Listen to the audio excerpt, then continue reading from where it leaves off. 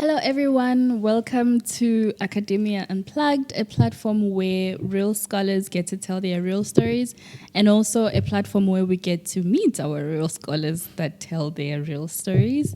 If you're a new subscriber or if you are watching us for the first time, don't forget to click that subscribe button, comment, like, and share. Don't be scared to comment. We are very friendly. And if you're a returning subscriber, welcome back. Thank you for tuning in once again. And thank you very much for liking and for watching last week's video. And if you haven't, I will link it down below for you to watch it again. Dr. Temi was dropping bombs on that episode, on that episode. So yeah, sit back, grab your tea, grab your popcorn, and enjoy today's segment. So today, on the platform, we have Dr. Ernest Sewordor. Is it Sewordor or Sewordor? Go for it. Anyway. Any. Yeah. I can pronounce it anyhow. Yes, go for it. Okay, cool.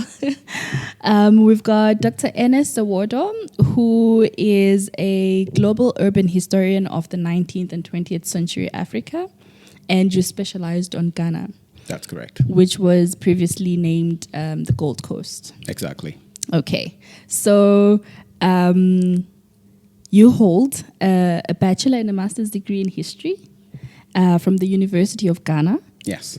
And you grew up in Ghana in a small town that was established by the Basel mission. Indeed, yes. In the mid-19th century.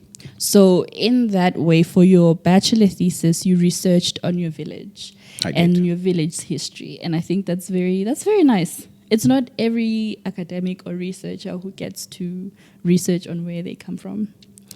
And also, you did your master thesis exploring how the Basel mission shaped the architecture and the urban planning of southern Ghana. Yes. Okay, we'll get into that because I have a lot of questions.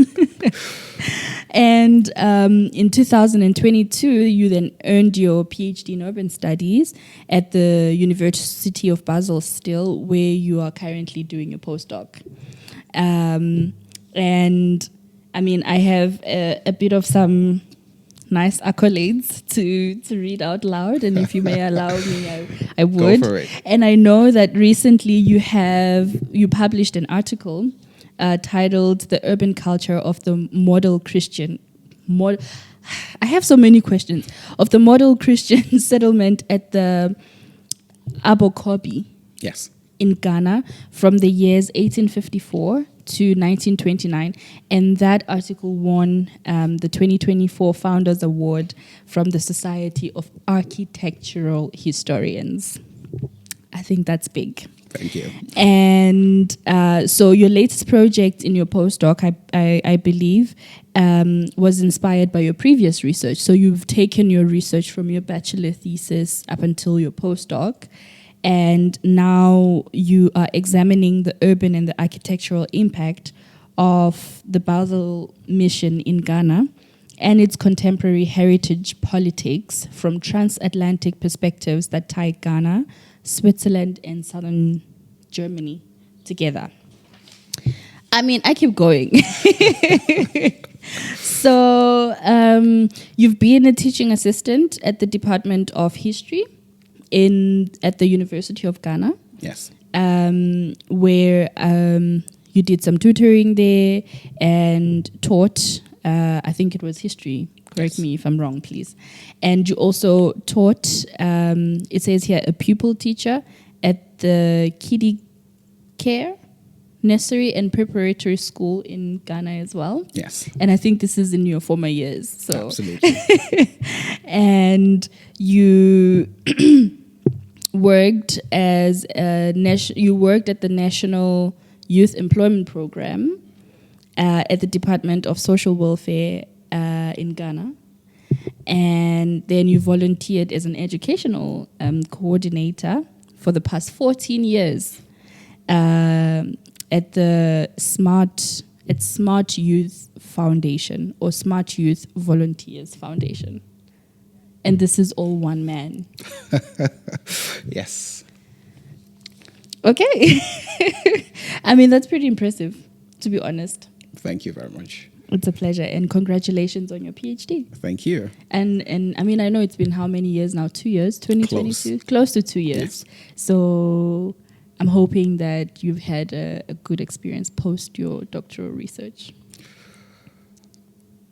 Altogether, yes. Okay. With its challenges and ups and downs. Yeah. One could say. Yeah. Okay, cool. We'll get into that, the ups and downs and the challenges and all of that. But for now, as an icebreaker, and maybe you want to put your mic a little bit closer to you. Good. As an icebreaker, I have a question for you. Normally, I have like weird questions to ask the guests that come here. But today, as an icebreaker, I want to ask if maybe you've noticed or you've heard of it recently. There's a Ghanaian man who came out on the internet, on God's internet, and he said that doing a PhD in Ghana is less than having a permanent residency as a cleaner in the Netherlands. What's your take on that? Well, I have heard of this, and I think it got undeserving press. Right. In my opinion, not because I hold a PhD and I felt personally attacked or anything. Yeah. But on the other hand, I think that it reveals a very deeply unsatisfactory state of the Ghanaian economy that makes such an opinion warranted in the first place. Mm-hmm. And that explains why it got so much press. Right. So to put things in perspective, I mean, Ghana, if I remember correctly, is still in an IMF program, a bailout, basically to straighten our economy up. Yeah. So it tells you how that there are economic challenges and there are economic difficulties. Mm-hmm. So in such a situation, the ordinary Ghanaian faces so much pressure. Mm-hmm. Not having so much in terms of income, having a lot of burdens in terms of expenses in a country where inflation is going wild. So you naturally have people who are in a very desperate place. Yeah. And so the opportunity, as I think is true for most African countries, to leave the continent of Africa, to go anywhere but stay on the continent, represent this fantastic idea that everything becomes fixed. Yeah. And I mean, you and I are sitting here in Basel, we know that's not entirely the story, right? Yeah. So yes, to a certain degree, I see the appeal. I see how that statement opens up the Ghanaian reality and it touches people on a level that is both true, but evokes some amount of fantasy. Emotion. Okay. So I will not put a PhD next to a visa or a passport of any Western country, because I think what we do is that we put oranges and apples next to each other, and these do not belong to one another. So I think that it gaining any traction at all speaks volumes of the African or the Ghanaian reality today, and the fact that an ex-president who is competing to become president thought he had to comment about this publicly. Insane. Yes, tells you that it is a really serious matter, not for the substance of it, but the implication of what that means to even consider these two as comparable. Yeah. I don't think they are. Yeah. Okay. That's a fair opinion. As a PhD candidate, I was touched. I was like, what? I mean, of course, and it got me thinking actually that isn't the goal a better livelihood also? Like, we're doing PhDs largely for, knowledge dissemination. We want to contribute to the wealth of science, but also we want to make a livelihood. So if you're gonna, get a Dutch passport, for example, and make a better livelihood, then why do... But also for me, it was quite bizarre, like you say, we're comparing apples to oranges, where you're like, it's a passport and it's a PhD. And even though the aim is for a better livelihood, but I think it's inconceivable to me to compare the two.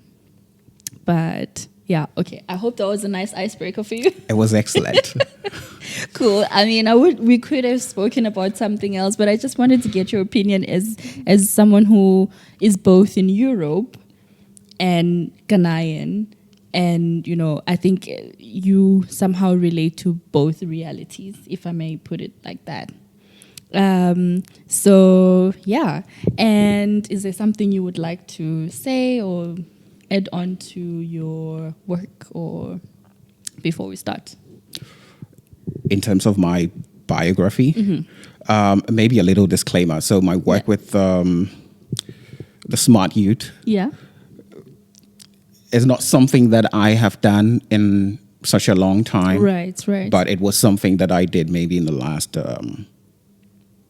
not consistently, but like about 10 years ago. Okay. Yes. Okay. But cool. It was a very surprising set of information about me. You know, you sent me back memory lane, and I was thinking about things that I have done leading up to this point. And I think it's often quite easy to forget to see our recent life and not make connections with how deeply it goes. So, for instance, me as a pupil teacher at Kiddie Care, which is my grandmother's school. Oh, cool. You know, sort of just reminds me of the little children that I used to teach. And when I go home to Ghana, they are all adolescents. So, yeah, that's interesting. I'm sure Thank you for taking me down memory lane. No, thank you for, you know, being here as well. We really appreciate your time, and you've done really well. And I think for anyone who comes from backgrounds such as us would understand the amount of time and effort it takes for us to be here. And as a well-established researcher and academic, and I think you've done really well. And to have your publication win an award, that blows my mind. Thank you very much. I'm humbled by that accolade. No, it's really good. Which takes me actually to your article. This is where we're gonna start, right? Because I have so many questions. When I was going through your bio, and I was just like, how does someone get to think of such a thing? And it raised questions for me that, you know, made me put a perspective to things that I didn't say. Maybe I knew previously, but did not put into perspective. So, for example, your article, I'll link it in the description box if you are okay with this. The urban culture of the model Christian. What is a model Christian? So it is let me put it in perspective to borrow your word. Yeah. So it was an article that I actually published 2 years ago. Yes, I saw it's from 2022. Exactly. Yeah. In the Journal of the Society of Architectural Historians. Yeah. About a little settlement that I grew up in, which you mentioned in the very generous introduction of me, called Abokobi, about 15 miles north from Accra, which is the capital of Ghana, a West African country. And this settlement was established in the middle of the 19th century, so 1854 to be specific, which is the starting date that I explore in this article. And it was established by a group of Christian evangelists or missionaries from Ghana, from Basel, where we speak, Switzerland, with a very specific notion of how the world should be, obviously through the lens of what was called pietist Christianity. So, again, Europe's own history of Christianity being exported across the Atlantic. So for them, Christianity was the lens through which all aspects of life ought to be modeled. And this settlement, which is Abokobi, was supposed to follow models that were already established from the beginning of, I believe, the 18th century in southern Germany. Right. So Abokobi was a model on that general level. And Abokobi was also supposed to be a model as an example of the kind of Christian societies that the Basel missionaries wanted to and actually did establish in the whole of southeastern Ghana. So the second level of it being a model was that, so the Basel missionaries, of course, went out to Ghana to convert Africans to become Christians. Yeah. They had a particular problem where, of course, Africans were not without religion Yeah. or a worldview, which was spiritual. These two are always connected in the African cultural Context, reality. Yeah. So when they converted people claimed that they had become converts, they will go back to their family houses and practice rituals and so on that were African. And to the Basel missionaries, it meant that Africans had then backslide or did backslide as a result of returning to what was not Christian. So the fix, which was spatial and which was urban, was to create separate settlements Yeah. or town quarters Yeah. for their converts, African converts. And in Ghana, if you'd say the word Salem, which some propose is a shortened form of Jerusalem, so a heavenly space for Christians on earth. So what they did was that they established Salems in already existing towns throughout the country. Abokobi becomes an exception and therefore a model in the second sense, that it was a community that was established entirely from scratch without having to compete with existing political structures. So Abokobi becomes a model both in the general sense of how Basel missionaries thought Africans who had become converts Yeah. or become Christians should live. Yeah. And on the second level, that Abokobi became a pure example, if you will, where they Yeah. could curate an entire settlement from scratch. That's quite interesting. How it seems to me like they already found some sort of structures that were there in terms of spirituality and religion, and made it seem like that was not okay, and so they had to introduce. Okay, and so I understood that correctly. I have a quote here from your paper, right? And I guess maybe even before I get to the quote, to sort of lay a foundation or a basis building onto what you've just said, I always wondered, I mean, coming as an African, coming from Africa, I know that African infrastructure sort of defines who we are. From the houses we live in, the places of worship we go into, or like basic African infrastructure. And I thought that is our understanding of Africanism, for lack of a better word. So in your view, building on to what you've said, how does African infrastructure have a meaning to our identity, say, for the people of Abokobi? I totally agree with the premise of your question, and I think that we are humans who occupy spaces, and spaces are curated around a logic that demonstrate how we see the world. Right. So yes, our interaction with our environment, both material and immaterial, is a window to understanding the African experience, right, which was pre-existing before European domination and before missionaries such as the Basel mission reconfiguring urban space. And I think we ought to understand the Basel mission in the context of the British colonial experience, which in itself was curating the broader urban landscape of Accra. So certain ritual and cultural practices were demonized and often were tied to pseudo-scientific explanations of how filthy, how unplanned, how disorganized African notions or ideas of how to organize space were. Hectic. Right. As a pretext to clean up and build Europeanness. It could be British, it could be French, it could be Portuguese, but you'd see this experience throughout landscapes or urban spaces that were previously colonized. Yeah. I mean, to shift away from Ghana for a second, when I went to Cape Town for the first time, I've been to London. I felt like I was in London, in I Cape say this Town. all the time. Like, South Africa is Europe light.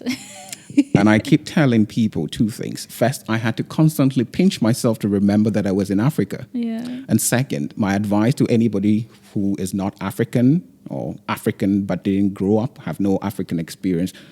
Don't take South Africa for it. South Africa, exactly. Because it gives you an impression that I think shortchanges the African sense of space and experience through space and its infrastructures, both material and immaterial. Yeah. But in the case of Abokobi, what we see is, of course, the Basel missionaries being the architect and the planners of this very specific kind of space, designed to communicate the centrality of Christian spiritual religion in terms of the buildings that were put in the center, for instance, buildings that were put on the flanks, who could stay where, it mimicked and projected power and authority. But in that same mix, I think we need to introduce and locate African agency, because Africans were doing unthinkable things through architecture. So it was a blend of different notions and cultural interpretations of space that were projected or put forth through the kind of dwellings that people built.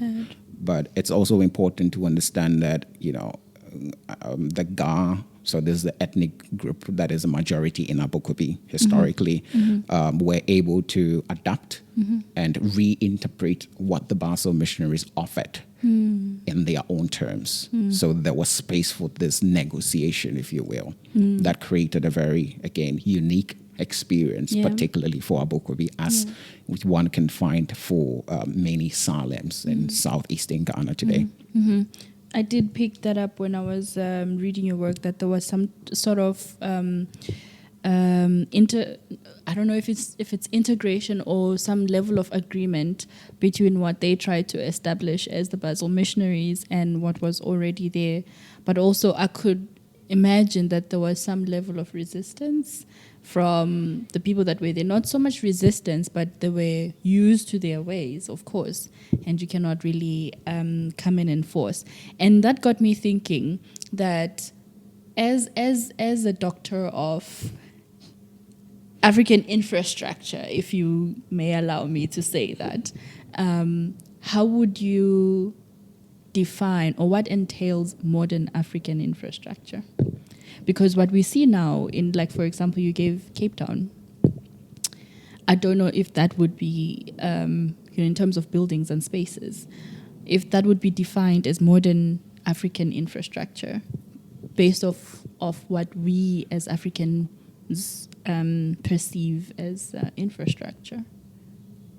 I hope that's okay to ask. Yes, I think there are two dimensions, or I would respond in two ways. I think it's the totality of, the various spatial, urban, and architectural experiments that we've made, until now, including the pre-colonial, including the colonial, and the post-colonial, because these are all entangled and they have melded into our current reality. Yeah. I mean, so to build up on the point that I was making before, Accra was deliberately curated by the British, who had the power because of the reality, the political reality of that time, that Ghana, the Gold Coast, then was a colony. Africans occupied, in most cases, this urban setting and built on it. So we did not reconfigure, in so many cases, this spatial design that came with colonial rule. So what you're saying is, it depends on who colonized you, where your modernity is sort of defined as. Yes. Crazy. On the one hand. On the other hand, I mean, we just built on what we took over after independence. And the world, so this is the second part of my response, becoming very, very deeply connected. And some people talk about Afrofuturism, the return to Africa and Africanness as the inspiration for new thinking, new design, Yeah. gives a very optimistic view of Africa being in the center of, where the world is going, indicating a repositioning of Africa, not as the backyard and the laboratory that modern ways of construction or modern ways of designing were made. Yeah. So this gives us a new perspective where Africa is repositioned as one node within a globalized world. I mean, there are very prestigious architects today who come from Africa, and they take Africa as a point of departure to rethink the world. Yeah. And Europe's own urban history is very, very connected to Africa becoming the laboratory of many architectural as well as urban planning typologies, if you will, or norms in Europe, because the colony became that place that you could try things out and then return it to Europe. So I will, on the one hand, say that it's a summation of our experience, through the pre-colonial, the colonial, and the post-colonial, and what we did after gives us a more global view of how Africa's urban modern reality today looks, can be understood. Right. And back to me reading your quote, and this is actually quite interesting for me, how you tied modernity, the issue or the notion or the concept of modernity to how you conducted your research. So you said here, in the urban culture of the model Christian settlement at Abokobi in Ghana between 1854 and 1929, you described how in the beginning of the late 19th century, quote, the members of an emerging Ga middle class projected and redefined Ga Christians' ideas of modernity through architectural forms that enabled them to negotiate and sometimes contest the Basel's mission domination of the built environment in Abokobi. And I guess we've already somehow touched on that, but maybe if you can tell us a bit more about how the Basel mission made it their mission to go and establish sort of modernity or architecture and infrastructure in Abokobi. Right. So again, we have to backtrack or double back to understand on a very transatlantic level what the Basel mission was about and how that translated into their intentions or practices of curating space. So the Basel mission would arrive in what is today Ghana in 1828. The very beginning That is a long time ago. Yes, almost 200 years. Insane. Yes. And one of their missions was to help curb the problems or the disadvantages that the transatlantic slave trade had caused. So they went in with a very interventionist mindset. Okay. And for over 40 or so years, this was at the forefront of their intervention or their presence. And of course, religion or Christianity will become a means to achieve that. So in doing so, they projected a very specific worldview into this space, which was a colonial space because the British were there and would only colonize it, of course, in the 1870s officially. But the British were there. They were increasingly stamping their authority and eventually will become the only European imperial power on the Gold Coast. But then the Basel mission sort of is introduced into this mix with its very specific worldview that aligns, as far as we are talking about urban planning and architecture, with the agenda of the British. Yep. But the Basel mission sort of stood on the fringe of the whole colonial experiment. And so at best what they could do was to support the British to say that, an urban space or Accra becoming like a capital should be modeled to reflect Christianity.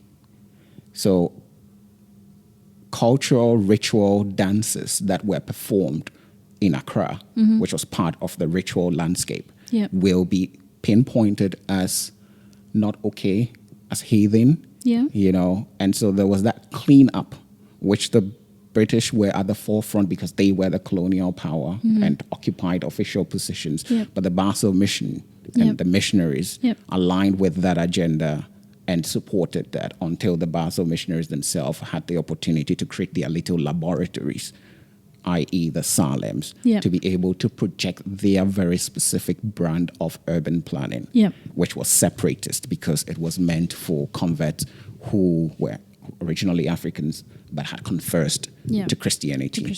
Yes. So you'd see these spaces as the very specific places where the Basel mission sort of projected its own modern view or worldview of how space should be curated. Perceived, So you could read it in parallel to a certain point with the British, agenda, and then from a certain point, I think from the 1840s, where the Basel mission actually started establishing these separatist town quarters or Salems, you'd see them taking their own agenda forward, and it's always tied to why the Basel missionaries came to places like the Gold Coast, and for them mastering the landscape was an important thing. So one thing that I should mention is, in case someone is wondering about how they got control or how they have access to land, they bought land. And so when they buy land, usually from local chiefs or in some cases,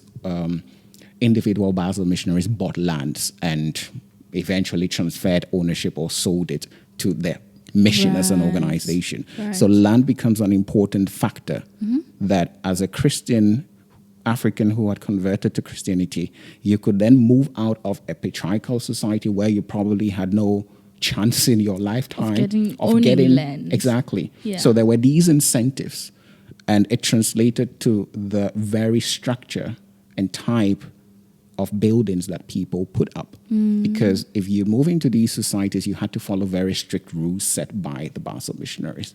So land becoming that incentive also becomes a bargaining chip for the Basel missionaries. So it's working in two directions. And of course, you also had to obey the rules and regulations, which was it was dematerial in the sense that the Basel missionaries emphasized that people should not become too interested in the showing of wealth. So you had to live a very modest simple life. And that reflected in the ornamental element of your building as well. So you'd see this worldview traveling across the Atlantic into places like Ghana, and I think it carried with it a certain view of the world that was translated. Right. I find it interesting how, as I'm also an urban planner by training, and we are taught that you develop infrastructure for the needs of the people that are around you. And it blows my mind to hear you say that, they somehow built this infrastructure around a mission that they wanted to, which to a certain extent makes a bit of some sense. But, okay, before I start rambling, I want to read another quote. And I promise you will be done very soon with your work, but I find it quite interesting. So, another quote you have here says, "The residential pattern of Abokobi from its inception drew lines of spatial differentiation across the community that were based on social hierarchy and ethnicity, as well as to a minimal extent racial identity. Clear spatial separation distinguished the housing in the housing inhabited by the Baselfoi. Baselfoi is the people, the Basel missionaries, from the Akote, inhabited by the Abokobi. And such divisions consequently shaped notions of identity and inter-Akute interactions in Abokobi. And I think this is such a... When I read it, I was like, wow, this is a very well thought out, it's not really a conclusion, but a means to what you try to achieve with your paper. So do you mind getting a bit more in depth about what you meant, especially with the racial identity to a minimal extent? So is this in comparison with the Basel IV? So that's not to sound self-congratulatory, but that's a good quotation from my paper to sort of get to the heart of what I tried to establish, present. Yeah. It is loaded. So let me break it down. Okay. Especially cool. the specialized words. Yeah. So there was the Basel Fui. Yeah. Which is Ga for Basel people or people of Basel, people so like from Basel. Basel. Exactly. Right. So exactly. That's a great way to put it. So like the Basel folks. Yeah. But I use it not only to demarcate Europeans coming to the Gold Coast, then Ghana today, as mission agents, but to also demarcate Africans who were trained to become pastors, so all agents of the Basel mission, and it included people from like the West Indies. So it's a rather global demarcation, but it positions the set of actors who are officially employed by the Basel mission to push the Basel mission's agenda. Yeah. Then there is Akuche, which is a town quarter. I'm sorry, but I wouldn't have guessed that's how you pronounce it. So Akuche, the plural of Akucho, which is a town quarter, so a block, basically. Okay.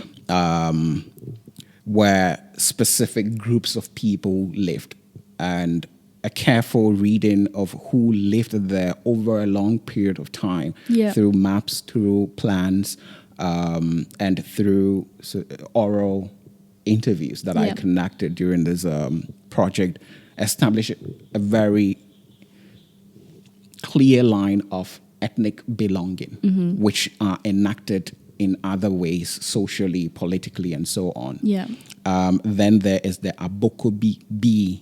So Abokobi being the towns, B the people being of the the people. town. Exactly. Right. So the people of Abokobi again. Okay. The Ga phrasing for the people of Abokobi, which would have been the people of Abokobi forwards. So putting it together was easier. Smart. I think, these are the main words just to explain for audience listening. Yeah. I must also say that this was the most difficult piece of academic writing that I did in my whole life. I reviewed it for like 4 times. Intense. But I think that it carries the export of how... So what I tried to do was to turn on the head this notion that because it's a Christian community, it was guided, and in theory it was, by this notion that we are all one in Christ and there were no variations. But looking closely at how the Christian community was demarcated into town quarters, you'd see certain clear lines, and it translates into the town's politics, where it's explicit and people are defining who they are and implying what it means in terms of access to power. So when you look at the plan of Abokobi, you see a very clear pattern, again, following models from southern Germany, including Wilhelmsdorf and Kontal. And these are in the Wittenberg-Baden region in southern Germany, close to Stuttgart. And it was curated to look like a cross, again, a Christian symbolism. And the church was mostly always in a lot of the plans that were curated to establish Salems in Ghana. The church was in the middle. Again, very deliberately to signal and to project the centrality of spiritual Christian life. So in Abokobi, it's the same, where the community comes together. But then just in the outskirt, or very close proximity to the church, are buildings that are either used communally, so like schools. Yeah. But then next to the center, which is an indication of like power in the Christian theological sense, were occupied by white missionaries. So there you'd see clearly the racial dynamic, but it's to a very little extent. It wasn't the most explicit lens through which I was reading the space. Then you'd move into the different communities, or Akuche, where you'd see the Ga people being the majority ethnic group. But there are a lot of other ethnic groups in Abokobi and in other Salem communities, particularly one that we called a Zongo. Zongo meaning usually a community or a town quarter that is occupied by non-natives, so they come from far. But in this context, the Zongo also becomes a way that the Basel missionaries and their Ga allies agreed to box people mostly of slave ancestry. So it also reveals a very particular compressed way that identity is being formed by looking at who is allowed to live where.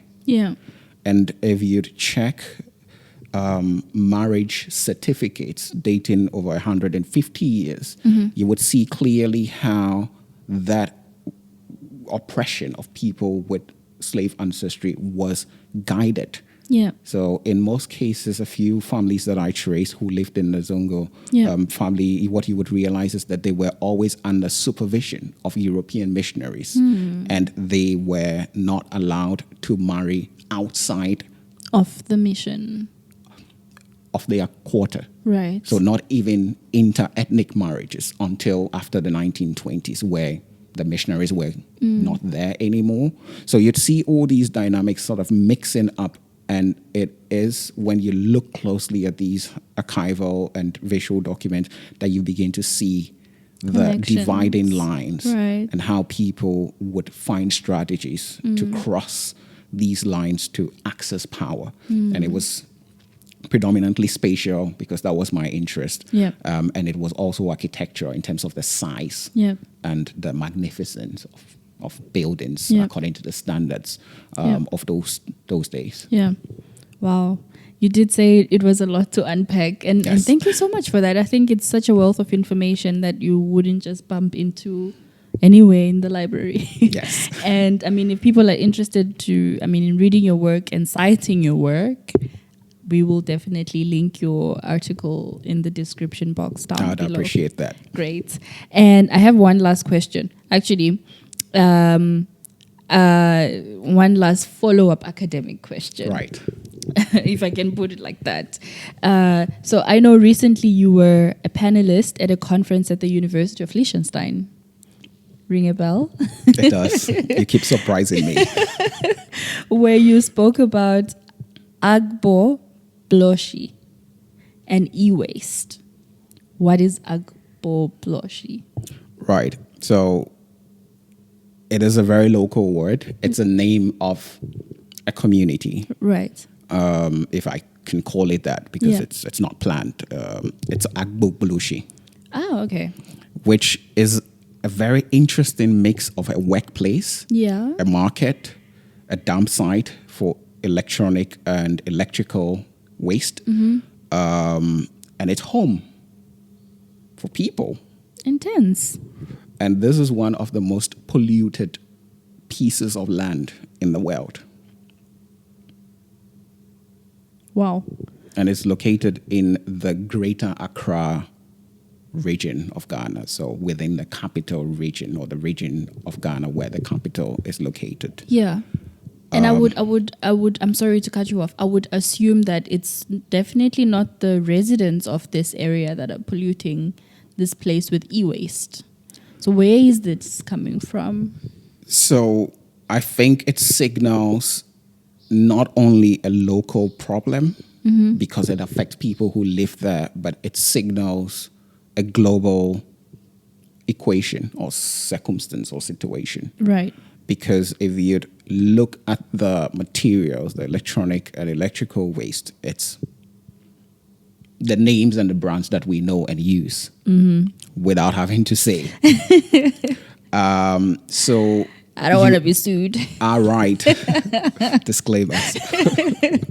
So you are right in saying that, yes, it's a local situation that people embody. Right. And live with, and to some extent have adapted. Because if it's home, if it's work, and if it's a marketplace, somehow people have connections to it. Yeah.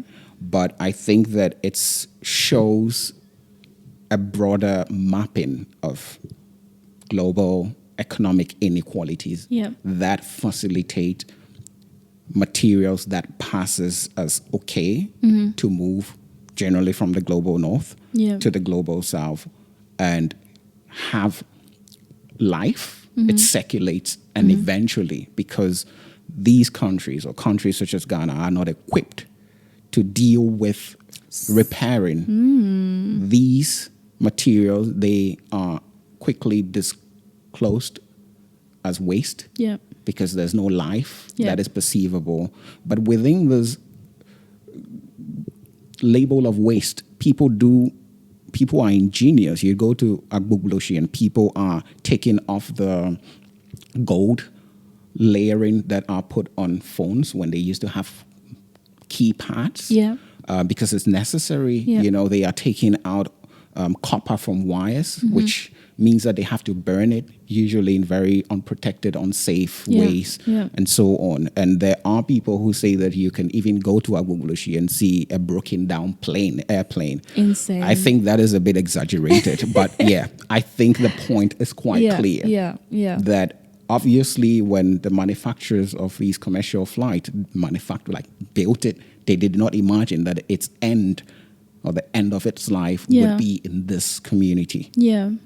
So how do we, in your opinion, mitigate such a problem? Because it is a big problem, and not only a problem to the people that live there, environmentally, that's bizarre. How do we then go around this problem? Should we reuse? Should we recycle? How do we even recycle? Do the people of Abokobi know how to recycle such material, and what do you use it for example? So I don't give a speech. I would recommend, and not to promote Netflix, but it's on Netflix. Right. A docu-film called E-Life. Okay. Which tracks or attempted to track certain electronic and electrical goods with GPS to just see what happens when we don't want our iPhone anymore because the new one just popped up in the global north. And the findings are very telling and striking. And somehow they appear on the other side. Right. Which is indicative of several things, and I probably just highlight a few of them. So first, the regulations that guide global circulation and disposal.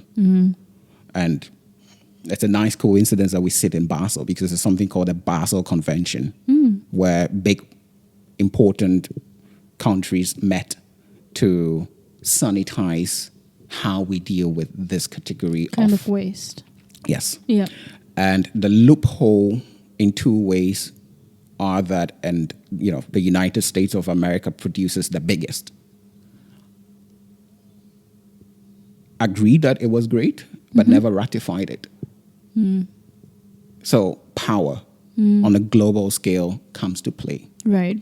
The other thing is that there's a question of definition, and I think, if I remember correctly, when I was part of, or I engaged professors and students from the University of Liechtenstein, around that time there was a new conversation around fixing this definitional loophole, because what is considered waste is not generic. Exactly. So what is considered waste eventually in a third world context, at the point where that material or that equipment is transported, is not necessarily considered waste if it can be repaired. But the question is, are these destinations equipped to repair them? And in most cases, no. So that loophole enabled and allowed the transfer of these goods, because at that point they were by definition not waste. And I think it's the same with clothing. You know, we have a lot of dump sites that have clothing from the global north, and you know, materials that, to simplify it, I wouldn't give away this T-shirt if I think that, okay, now it's beyond wearing. Like, no one else can wear it. Why would you, as a person, take an iPhone or your mobile phone, for example, and say, okay, let me give it away along with my shoes that I haven't worn in 10 years to someone who is suffering somewhere, only for those things to end up in a dump site, which in turn tends to be an environmental problem. And I think maybe, I don't like saying we should educate people, because I think people have this information and this Google.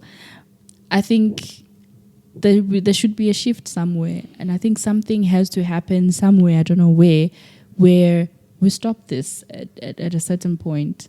And I like that you work on such problems, and you give really practical, sort of mitigation strategies on how we can get through this. So the one question that I have finally, is how we can promote sustainable development in the area of Abokobi, in terms of promoting the livelihoods using this e-waste. So like you said, what is waste for someone else might not be waste. So maybe they can use those goods secondhand, or they can extract copper, but maybe find safer ways to... I think it will be ridiculous to think that this flow is going to end. Yeah. Well, at least not anytime soon. First of all. And I think that in as much as being present in places like Abokobi reveals entangled circumstance that leads to that, means that if we'd reverse and think about solutions, the solutions would have to be also entangled. Yeah. And on different scales. So people in this environment know that it's not health, like it causes health problems. So they are aware. Absolutely. Insane. They are. And I mean, it is not to say, therefore, that if you know something would harm you, why do you keep engaging in it? In itself is not a relevant question. It's what that question reveals that is relevant. That why, if I have an option, I won't do this.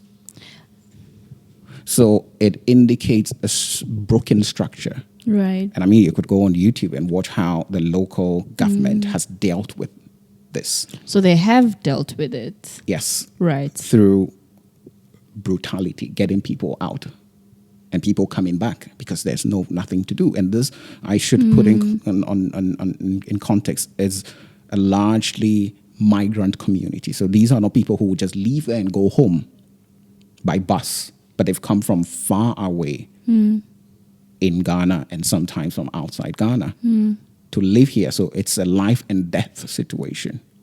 So that is a local picture. And the political violence that it's generated because, the approach has been disciplinary, which misses the point. Yeah. That it's both political, it's technological, it's economic, and it's social, because the government owes a responsibility to the people. And that has become a very difficult thing to fix because it has a huge population that are eligible to vote. So it's a delicate matter that you can't touch lightly. But then there is also the international, the transregional commitment that we have to make. Yeah. So I think it is when we have set all these metrics in alignment that we can even begin to rethink what can be done, because there is, assuming we can clear everybody, there are no political consequences. There is this space that is deeply toxic, which present a very ironic picture, because Abokobi is very close to a river, which is now, of course, polluted and choked. So you can imagine malaria, all sort of waterborne diseases. Yeah. But this space, I think in the 1960s, was imagined to become an eco-tourist destination. So we don't have to reinvent ideas. There have been visions, but again, the groundwork ought to be done. Implementation has to be enforced. Yes. And the German government has thrown a lot of money into this. But then into what structure does that money go? And why hasn't it changed the situation? These are important questions to raise. Yeah. So I don't have solutions, but I love to think with the situation. Yeah. Thank you so much for engaging us into your academic mind, and thank you for allowing me in it. And I appreciate that you've done so much work and continue to do work. And it's they say charity begins at home, and it's absolutely, it's not mind-blowing. It's beautiful to see that you have chosen to do you could have done your research anywhere else, but you've chosen to do it at home and to establish your country. And I think that's very good. Congratulations on that. Thank you. And